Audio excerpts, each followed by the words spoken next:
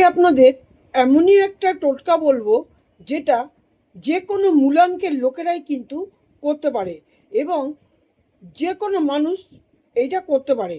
এবং এটা কীবার করতে হবে? শুধু মাসের শেষ দিন, যেই মাসটা 31 তারিখ হবে, সেই 31 তারিখ রাত্রিবেলা এটা করতে হবে। একটা লাল কাপড়ের একটা মাহাত্ম্য আছে, খুব লালটার একটা পাওয়ার আছে। একটা বড় একটা লাল কাপড় নেবেন, তার মধ্যে 500 গ্রাম ফিটকিরি নেবেন, 500 গ্রাম ফিটকিরি নেবেন, দুটো লবঙ্গ নেবেন, দুটো এলাচ নেবেন। এটা আপনি আপনার উত্তর পূর্ব দিকে রেখে আপনি আপনার যেখানে ঠাকুরের সিংহাসন সেখানে রেখে আপনি ওটাকে আপনার ঘরে, যাতে নেগেটিভ দোষ, খারাপ দোষ, নকারাত্মক ঊর্জা, খারাপ ঊর্জা যাতে আপনার ঘরের মধ্যে না আসে, সেটাকে আপনি বাঁধবেন। বেঁধে আপনি কি করবেন?